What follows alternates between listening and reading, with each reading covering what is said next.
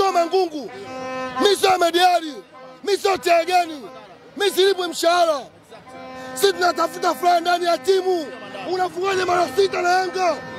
Unafungaje mara 6? Ni mpira. Mipango. No, nisikilize. Ni mipango. Viongozi wa Simba hawana mipango ya kuifunga Yanga. Huo ni ukweli. Sio football. Nisikilize. Ukiongelea football, leo uwanjani ukiangalia Simba imecheza mpira 100% kubwa kuliko Yanga. Kama unaongelea football.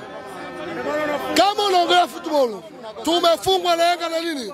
Tumefungwa kwa kamati. Kamati imeanza kwa marefa. Ona tiki Yanga alocheza. Kamati imeanza kwa nani? Kwa marefa. Wale marefa wote wana damu ya Yanga wote.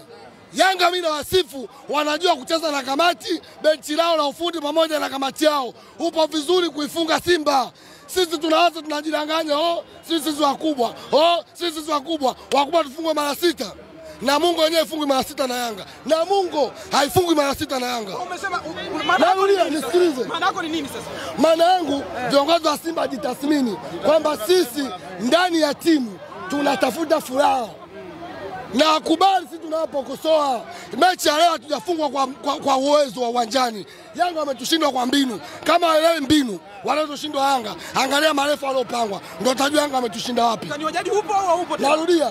Ukitaka kujua mbinu gani, uangalie marefari waliotangazwa jana. Utani jadi upo au upo? Sasa utamtania nani? Mimi nidanganya mimi mkubwa. Nina ukubwa gani? Ushafungwa na Yanga mara 6. Wewe una ukubwa gani? Tusijidanganye, tu kushangilia timu yetu, tununue jezi kwa mapenzi basi. Lakini Yanga tu hawezi. Kwa maana hiyo unataka kusema hamasi ya roho mbaya Simba Sports Club. Hamna. Kama Jaloma hamna. Sisi maneno tu. Porojo tu kila siku porojo tu. Hamna. Viongozi wa Simba tu wadanganye.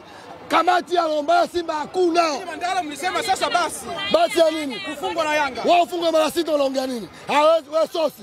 Wewe shabiki wa mpira timu yako inafungwa mara 6 timu moja. Utaongea nini? Lembo. Unachukulia football. Football gani mara 6?